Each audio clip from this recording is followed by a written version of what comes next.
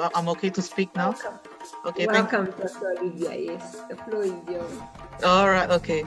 So hi ladies, I'm Olivia. I'm a pain, as Ruth kindly introduced, I've recently rebranded myself as a holistic pain physician, and I'll give a bit about a story. There's a lot of stories behind why I became a holistic pain physician. So currently, as Ruth has mentioned, I work in public and private practice. I'm a mom of two. I've got a 5-year-old boy and a 4-month-old baby girl. And I've got a supportive husband, John. So today I'd like to talk about the two secret ingredients to our heart set, which are mindful self-compassion and creative development, which otherwise is also known as intuition. I have to put a politically correct word for people in medicine, you see. And the story behind why I'm so passionate about this topic. And I guess I've kind of felt that a lot of us are not very kind, the way we treat ourselves. Say we have a friend who's had a bad day at work or they've gone through a rough time. We offer lots of kind advice. Oh yeah, you've had a rough trot. You have to be kind to yourself. But when the same thing happens to you, what do? You beat yourself up and you just like punish yourself, and all those inner critic stuff that just goes on and on in our head. And similarly, with intuition or creative development, more often than not, we suppressed it. And like, we know that intuition tells us to do that particular thing or pursue that particular dream, but yet then logic kicks in and go, oh yes, I don't have enough money for my dream. Oh yeah, I've got kids. Oh yeah, I've got this, I've got that. That's all that excuses just come up. And what Karen was talking about, limiting beliefs, just plays up and on, like a broken record, basically. So I found out, actually this is like a secret recipe that I found out during the pandemic, which is, the pandemic gives us opportunities, it's not always a bad thing. But throughout the pandemic, I've managed to actually do some personal development the whole year. I only started my personal development journey basically in March, when the first wave of the pandemic hit us in Victoria, actually the whole Australia, not just Victoria. And I've had lots of coaches, mindset coaches, business coaches, just to get my mindset up to scratch and just to be a better version of myself. But I found that the two key ingredients to my personal development, which I would like to share with all of you and also to the public in the future, is mindful self-compassion and creative development. These are the two areas in our heart set that we cannot ignore. It's our heart's desire, basically, and our inner wisdom. And it's a work in progress in my life. I've suddenly made these two secret ingredients as my choices, because life ultimately is about choices, right?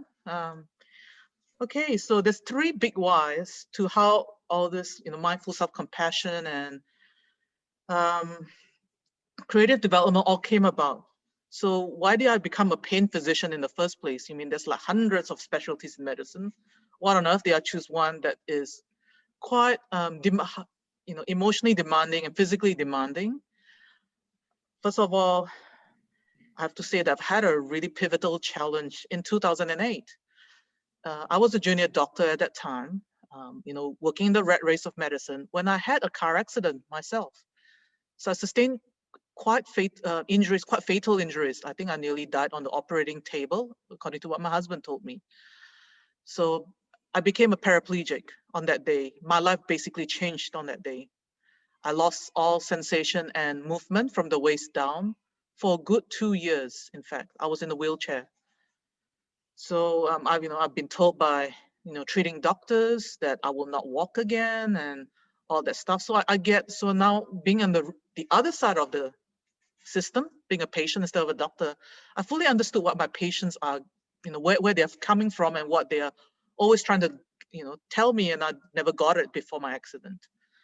So I spent quite a long time in hospital, probably about 4 months.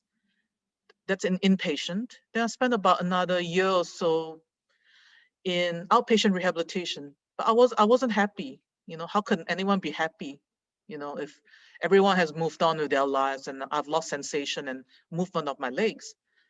So the good thing about being an inpatient, I made a few new friends, fellow spinal cord injured sufferers like myself.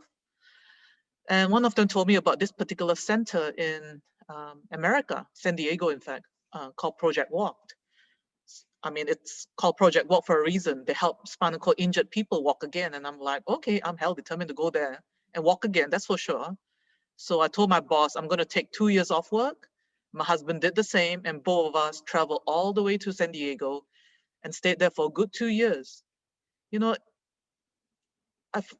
interesting. A lot of the speakers today talk about, growth in times of darkness, and that's how I truly felt that I grew in that point of darkness. Like there was clear suffering, there was clear emotional turmoil and all that. But above all, there's such thing as post-traumatic growth, and that's what I learned from this experience. Eventually, the good news is I learned to walk again. After 2 years in San Diego, I walk with sticks now, and I lead a functioning life, working and being a mom and all that stuff. But I can never forget my experiences as a fellow spinal cord injured sufferer. The amount of suffering I witnessed in my fellow friends. I mean, they're all still in America, and thankfully they're all still safe from COVID. But a lot of them had so much issues with chronic pain, so much suffering. And I mean, two of them were my housemates, and they were taking, marijuana, illicit drugs, pharmaceutical drugs. You can, seeing firsthand how devastated they felt. It really broke my heart, you see. So yes, I decided to be a pain physician from then on. I thought, hey, I didn't get a brain injury. I'm okay. Like I still can be a doctor. I don't get full use of my legs. I've still got hands. I've got a brain. Yep, let's go for it. And I did that. 2 years of pain fellowship in Melbourne. And I did that. And I mean, Ruth said all that stuff. That's my pain fellowship training in various tertiary hospitals, which is expected of my training. So I did all that stuff and yeah, managed to set up a successful private practice and public practice, thankfully. Thank God as well for blessing me with such a beautiful family and a beautiful career. But another big why happened during the stage 4 lockdown in Melbourne in July. As some of the Victorians here can remember, we had a rise in number of cases. We had like 700 cases at some stage in one day. And the whole state went into big lockdown. We all had to stay at home. School kids had to be homeschooled, and we all had to work from home basically. And we needed a work permit to even work. And during this time, I just had my daughter. So mind you, I just had my newborn daughter. Like stage 4 lockdown just happened, and I was recovering from a cesarean section. And I guess not only that, my son was at home with me, the 5-year-old, and I had to look after all of them by myself. I mean, my husband was working full time. He tried to best help me as he could, but it was just us surviving on our own. It was hard, like I went into a dark hole. I nearly went into postnatal depression.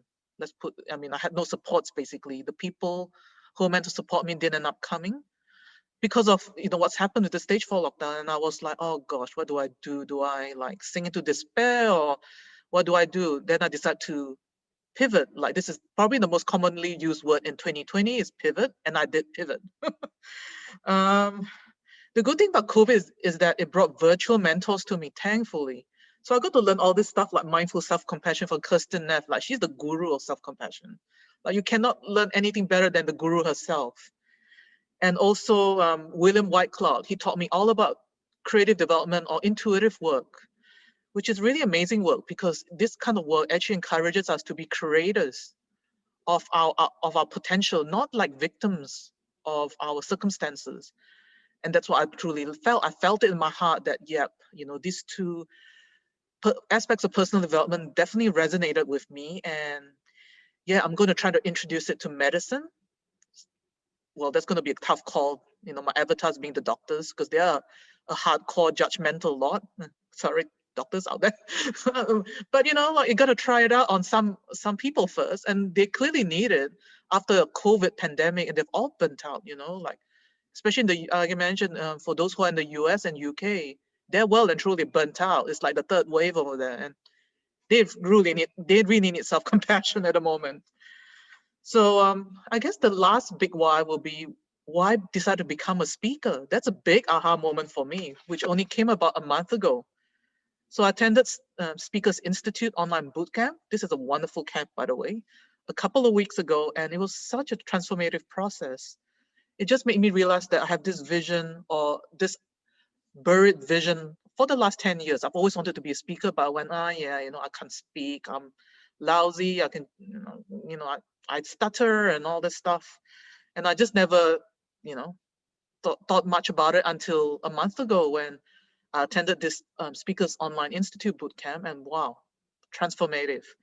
I had to write a testimonial about myself, and I said, well, if I would like to be a speaker along the likes of Deepak Chopra, Kirsten Neff, and Rick Hansen one day, and to be a guest speaker on the stage with them. That's what I want to be. And then I happened to attend one of Gertrude's webinars, and here I am in this awesome, online women's summit. I've attended a couple of the days, and I've learned so much from all of you, all your stories, and all of us have so much to offer to the world. That's the thing. And that's what the camp made me realize, because all of us who started in that camp were all like from different walks of life, doctors, lawyers, even drug addicts, prostitutes, anything. We're all like normal people just wanting to share our story.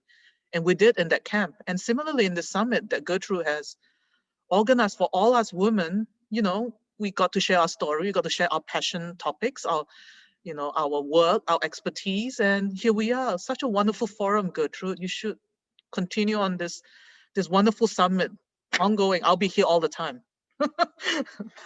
So I guess the last thing I would like to talk about is there's something about the power of choices. That's what I've learned from my mentor, William. Like we actually have the power of choice. Like it took me such a long time to figure, oh yes, it's all within us and within our reach. And why am I wasting all this energy on my limiting beliefs and my constant paradigms that doesn't serve me at all? I chose the end result of being a holistic pain physician, just being so intentionally mindful, self-compassionate, and just leaning into my creative development in my life, my relationships, and my work. Like one day I'll choose to pioneer all this work in medicine in general. I think there's a need for it. There's no sole purpose in medicine anymore. Everyone's lost their heart in it. And last but not least, I chose the end result of becoming an influential speaker. That's here I am today, just speaking to all you ladies about what I'm passionate about. And I'm sure all of you have topics that you're passionate about and close to your heart, and just bringing hope to all the people out there. And for me, it's bringing hope to people around the world with spinal cord injuries, like there's a lot of suffering, neurological disabilities. There's a lot of suffering. And Kelly, such wonderful. I'm so happy to see someone like Kelly. Being a rehab physician myself, seeing someone like Kelly who has come such a long way to be able to speak, because I've looked after people with brain injuries who didn't start out that way. They struggle a lot, even with speech, basic speech. So the fact that Kelly was able to even be on the summit and speak continuously for days, that's amazing for her. So if she happened to catch the replay, Kelly, good on you, okay? I'm certainly following you on Facebook as well, by the way. So next time, I guess my takeaway message is, when your intuition taps you on the shoulder, and when you feel that self-compassion is embracing you, please take it on board with your heart, because you do have a choice and you have control about what your end result should be. All right, thank you.